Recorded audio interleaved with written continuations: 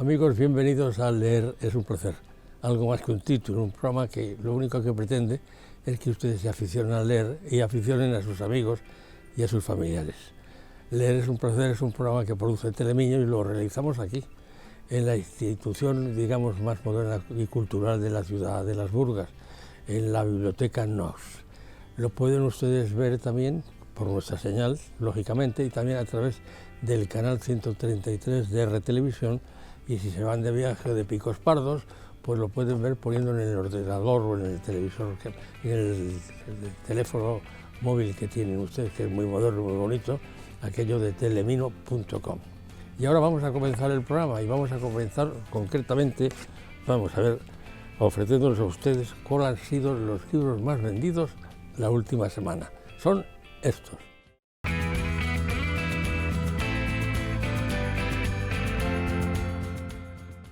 Bueno, los libros más vendidos de esta semana son, en primer lugar, de Juan del Val, Del Paraíso. En segundo lugar, en editorial Alfaguara, El Instinto.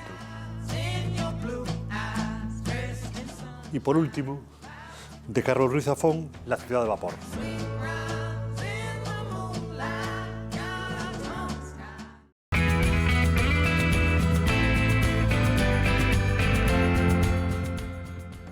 El invitar a un conocido que se transforma en amigo con el tiempo y al conocerlo, pues siempre es grato. Y en ese caso estoy en estos momentos cuando doy la bienvenida y le recibo con afecto y cariño a don Antonio Troitiño. Don Antonio, bienvenido. Muy buenas tardes, muchas gracias, Enrique, sobre todo por esa forma cariñosa de presentarme. Bueno, es la que me parece oportuna, porque es la que siento, me parece una persona inteligente que, bueno, no te voy a dar flores porque no, a lo mejor te lo crees y vamos mal. Concretamente, ¿de qué libro me vas a hablar o con cuál libro me vas a sorprender? Bueno, pues es un libro que ha sido para mí una sorpresa muy agradable porque me lo regaló mi hija por el Día del Padre, y en mi casa no es ajena la reflexión política. Mi hija está haciendo relaciones internacionales y mi inquietud pues, por la política y la actualidad también es más o menos conocida, ¿no? Y me regaló un libro que es interesante. Ahora tenemos oportunidad de hacer alguna reflexión sobre él, que es de un autor americano, más o menos Bob Woodward. Es un periodista, presidente o copresidente del del Washington Post, premio Pulitzer una vez, compartido por el caso Watergate, etc. Bueno, un personaje conocido, y hace una entrevista, un número importante de entrevistas al infausto Donald Trump, y sobre él titula un libro Rabia, que es una palabra que Trump utiliza diciendo que mucha gente suscita rabia. No sabe muy bien por qué, dice Trump, es fácil de adivinar, pero tampoco le preocupa demasiado, ¿no? Es decir, bueno, realmente Trump yo creo que solo se preocupa por sí mismo. Y no voy a hacer spoiler del libro. Es un libro interesante y hace alguna reflexión que a mí me parece muy interesante. Dice, por ejemplo, de Donald Trump, y eso se le puede aplicar a algún personaje próximo también aquí, que apenas te presta atención. Es difícil poder hacerle una entrevista manifiesta porque al poco tiempo no está pendiente de lo que tú quieres saber ni de lo que nos ocupa en la conversación, sino que él se extravía con sus cosas y sus desvaríos, ¿no? Y bueno, pues en esas ando con la lectura de este libro. Me gustó mucho por el gesto de mi hija, por regalarme el libro este, y por ser un tema de actualidad, por lo que nos puede dar de sí reflexionar sobre una sociedad que es capaz de elegir presidente a Donald Trump, sobre una sociedad que desde mi punto de vista está tan desmembrada y tan desarticulada que es capaz de producir este tipo de actuaciones, y una reflexión sobre el personaje, que no solo llega a ser presidente de Estados Unidos, sino que es capaz de poner a sus pies, al pie de los caballos, al Partido Republicano. En este momento el Partido Republicano es casi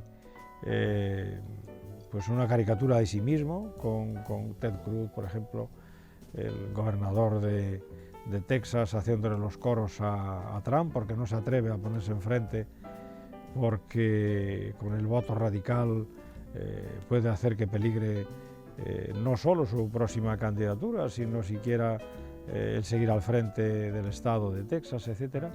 ¿Cómo sucede en un lugar tan próximo como Ourense con la elección de quien nos gobierna? Estas cosas que merece la pena reflexionar sobre ellas en un tiempo tan extraño como el que nos está tocando vivir, ¿no? Es que si analizas un poco el devenir de la política actualmente, pues es muy, ¿cómo diría yo?, muy imprevisible, o mejor dicho, y dramáticamente ya se ha vuelto previsible, porque tenemos la suficiente experiencia de las conductas que han seguido líderes fuera de España y, por qué no decirlo, dentro de España.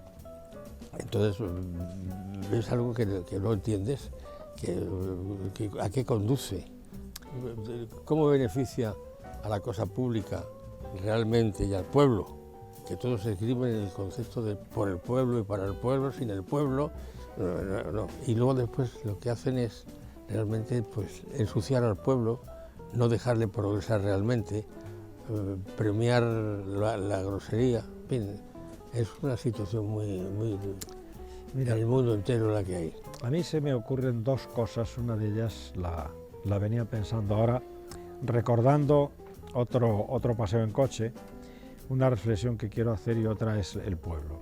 Una de las reflexiones que quiero hacer es, y hace muy al caso del lugar en el que nos ocupamos, en el que ocupamos, perdón, ahora mismo, la biblioteca pública, la importancia de la lectura. Pero yo creo que también hace falta hacer una reflexión sobre esto.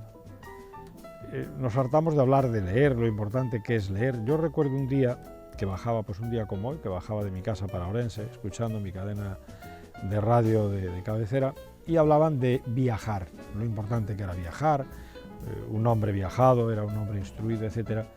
Y después de que todos, incluido yo, parecíamos perros afirmativos haciendo así con la cabeza, habló un ciudadano de Madrid y decía: mire, ya me tienen ustedes un poco cansado esta tarde con lo importante que es viajar de modo acrítico. Si usted coge un tonto y lo viaja, al final tiene un tonto viajado. Bueno, pues me hizo mucha gracia, y esto es cierto. Hablamos mucho de la lectura, pero hay dos cosas que yo creo que hay que poner en valor acompañando a la lectura, si no, no vale para nada. Una de ellas es que leemos, porque no todo lo que está escrito, desgraciadamente hoy escribe cualquiera, hoy cualquiera escribe y publica cosas. Y otra es la lectura acrítica, ¿no? Yo conozco mucha gente que adoptan las reflexiones de sus autores de cabecera como dogmas indiscutidos e indiscutibles, y los abrazan con un entusiasmo digno de mejor causa. Yo creo que la lectura toda, incluso la de nuestros autores preferidos y la que versa también sobre nuestras teorías más consagradas, debe ser sometida siempre a análisis crítico. No, debemos ser...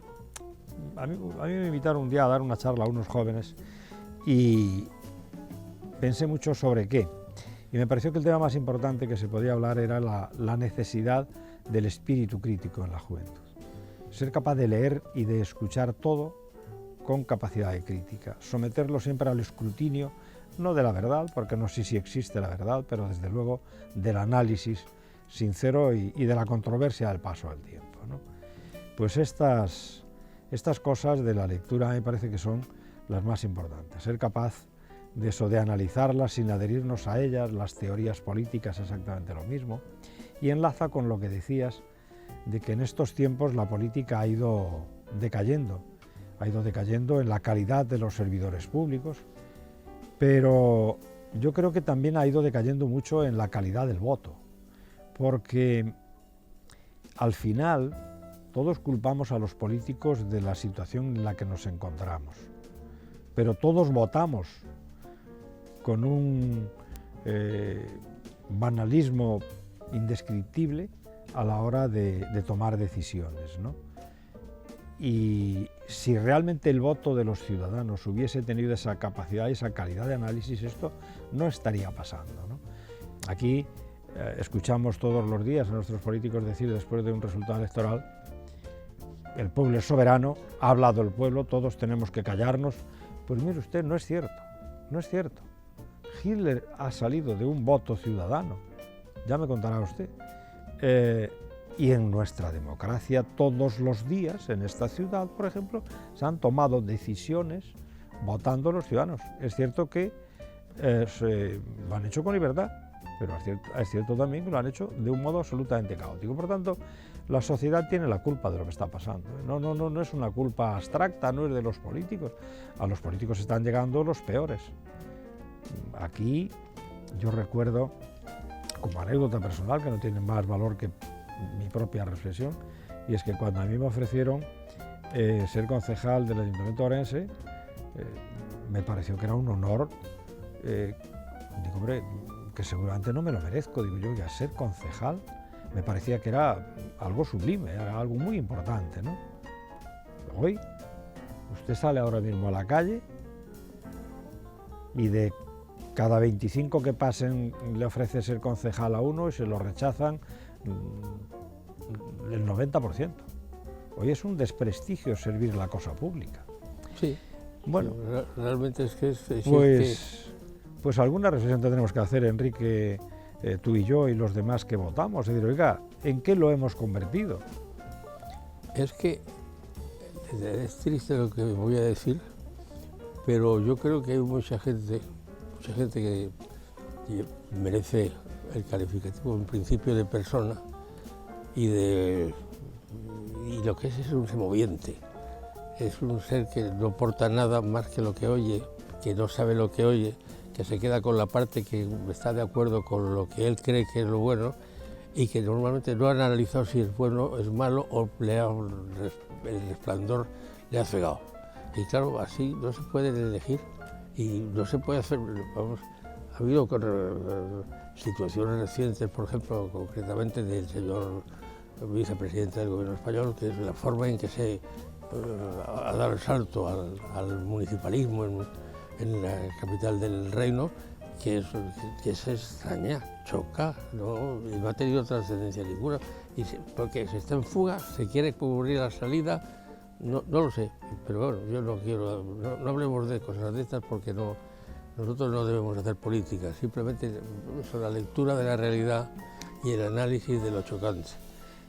Tienes razón, pero es que te quedas con cara de nada. Mira, había un actor americano que se llamaba Peter Lorre, que tenía cara de nada, y un amigo mío, Mauricio Barreda, me decía, ese tiene cara de nada como Peter Lorre, y la mayoría de la gente que está en política son Peter Lorres, no tienen nada, dicen chorradas maravillosas, repiten cosas, y bueno, mira, el desarrollo de la triste pandemia que hay en el mundo entero, pero en España más concretamente, pues es de risa. Hoy dicen una cosa, al día siguiente dicen otra. Por favor, no son serios, no hay seriedad. No. En el sentido de seriedad, que la seriedad no está reñida con el humor, la seriedad con ingenio es lo mejor y lo más divertido del mundo. Y la crítica de un hombre inteligente a otro que no es inteligente, pues es digna de escucharse. Pero aquí casi mientan a los padres ya, están en un terreno absolutamente inadmisible. Se han perdido muchas cosas que a mí me parece que son definitivas, no importantes, ¿no? Es decir, que un parlamento, que es el templo de la democracia, que es la máxima expresión de la voluntad del pueblo, se haga un discurso procaz, vulgar, plagado de insultos. Yo recuerdo una intervención del líder de la oposición al presidente del gobierno. Yo creo que se habían contabilizado 17 insultos en una intervención en el Parlamento del Estado. En condiciones normales, esa intervención hubiera sido retirada, se hubiese pedido que no se incorporase a las actas del Parlamento porque era una vergüenza. Yo me imagino cuando algún día, si sobrevivimos, que la especie parece que nos va por buen camino, pero si sobrevivimos algún día dentro de 200 años, que un estudioso coja las actas del Ayuntamiento de Orense y escuche como un alcalde le dice a una concejal, tú flipas, nena, entenderá que lo había hecho era, pues, rememorando el título de una obra de teatro o citando algún pasaje de una revista cómica o una cosa así. Bueno, pues esto sucede. Y esto sucede, pero yo sigo poniendo el acento en esta cuestión, es decir, cómo hay una parte de la ciudadanía, yo creo que asistimos a un tiempo extraño en el que la sociedad vuelve a estar polarizándose, con una cantidad de jóvenes extremadamente bien preparados, mejor preparados que nunca, pero una gran cantidad de población también absolutamente alejada de la formación, de la cultura, del razonamiento, porque hay una serie de iletrados y de ágrafos con título que es terrible. Es decir, que han adquirido una cierta formación tecnológica acudiendo a los centros donde se enseña, sea universidad o sea otro lugar, en el que solamente han sido capaces de adquirir algún conocimiento específico de la materia sobre la que ha versado la enseñanza que les han dado. Pero la formación y la cultura no tienen nada que ver con eso. Estoy de acuerdo contigo, por eso te invito a que vengas y por eso me gusta hablar, y al final, después de que has hablado del libro que nos has recomendado, pues hemos hecho esta pequeña divagación sobre el mundo real que nos rodea y estamos tristes, pero no nos debemos dejar superar por el desencanto. Hay que elevar. ¿A quién le vas a elevar oraciones? Pues no lo sé, y los creyentes lo harán de una manera, y los no creyentes lo harán de otra, y Santas Pascuas, un vinito y que le den morcilla al que se la merezca. Que el tiempo que viene sea mejor. No van a poder con nosotros. Gracias por tu compañía y seguimos con el programa. Pues venga, adelante. Pues muchas gracias por contar conmigo. Muchas gracias.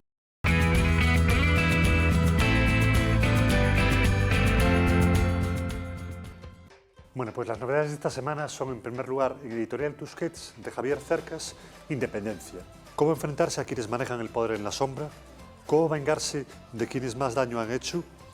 Vuelve Melchor Marín y vuelve a Barcelona, donde es reclamado para investigar un caso vidrioso.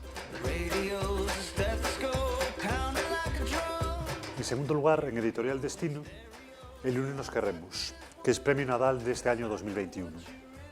Hay razones de peso que me llevan a escribir sobre nosotras. Entonces no lo sabíamos, pero estábamos conquistando territorios nuevos, indispensables para nuestras madres. Estábamos regalando todos los velos, escarbando agujeros en endebles cucharitas de murallas impenetrables.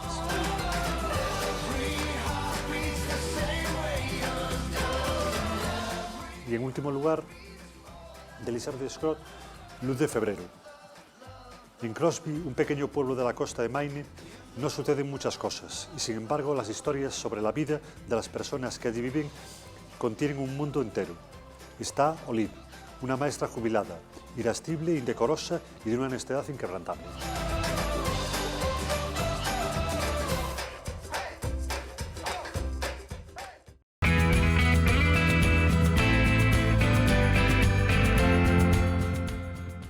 Hace un tiempo estuvo con nosotros, cuando hacíamos el programa en el liceo, una persona grata, periodista, escritor, que después de contarnos lo que nos contaba, lo que correspondía en aquel día, nos habló de un futuro curioso, un futuro sonriente, juvenil, un futuro que como todos, cuando llegan, pueden ser malos o buenos. En este caso yo creo que es bueno y yo creo que les va a gustar a ustedes. La persona de la que hablo es Ricardo Mínguez Alejandro, y aquí viene el libro es este que ustedes ven aquí.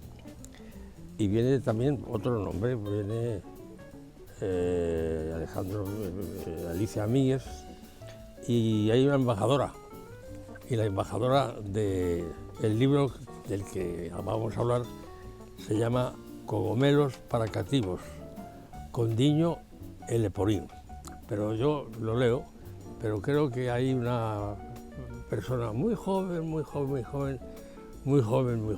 que es una entusiasta que además está muy feliz porque es la hija del que lo ha escrito y que puede ser su embajadora y que está aquí.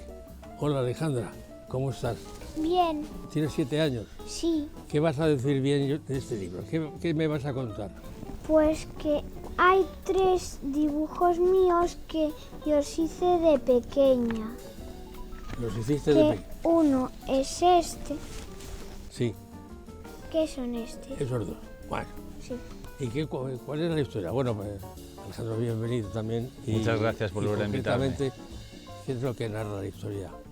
Pues mira, como anticipábamos en aquella ocasión, cuando vine a hablar de otros de los trabajos que teníamos publicados, esta es una publicación familiar, efectivamente aparecen varios nombres de la familia, mi padre, mi hija mayor y también mi hija pequeña, Alexandra.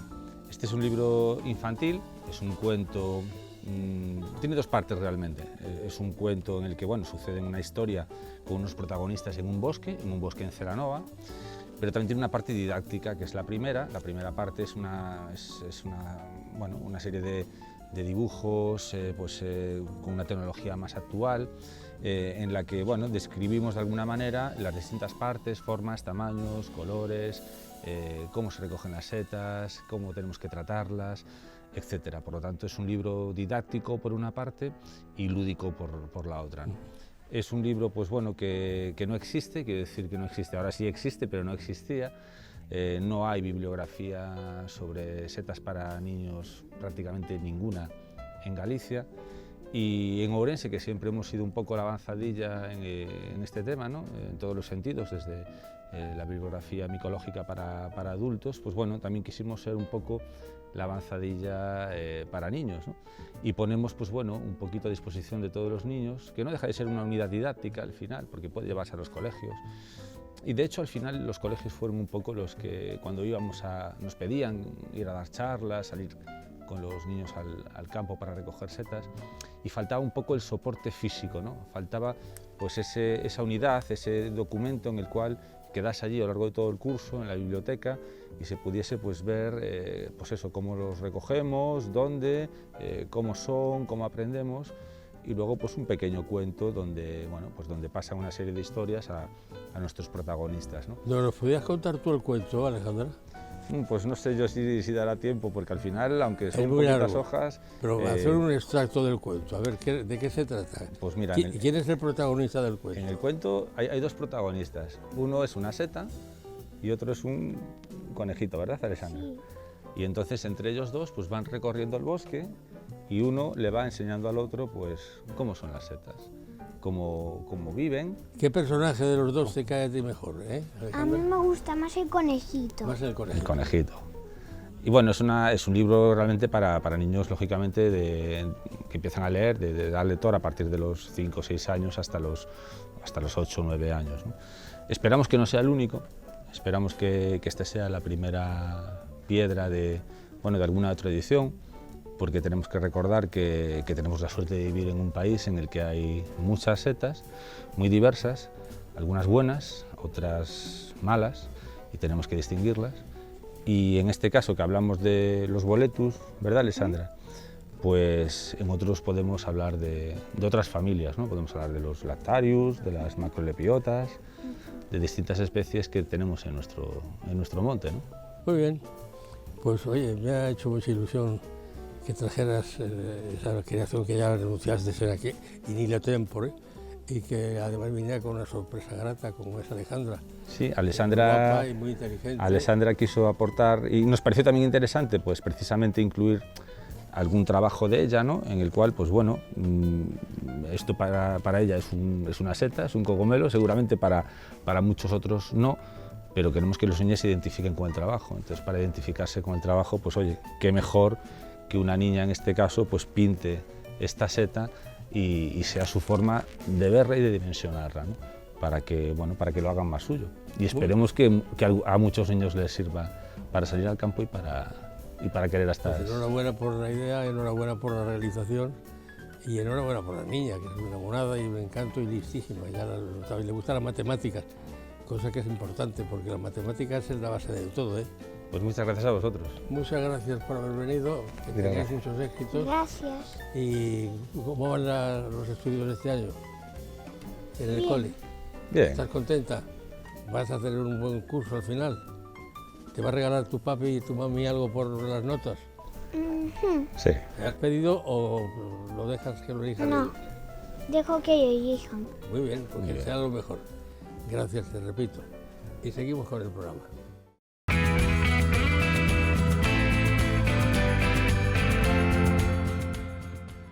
Bueno, esta semana recomendamos como libro infantil la Enciclopedia Infantil de los Dinosaurios.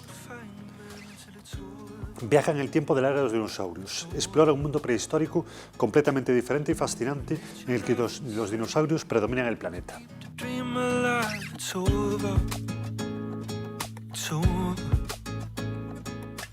El tiempo vuela, terminó el programa. Leer es un placer, acaba. Gracias por la atención que nos prestan. Leer es un placer, es un programa que produce Telemiño.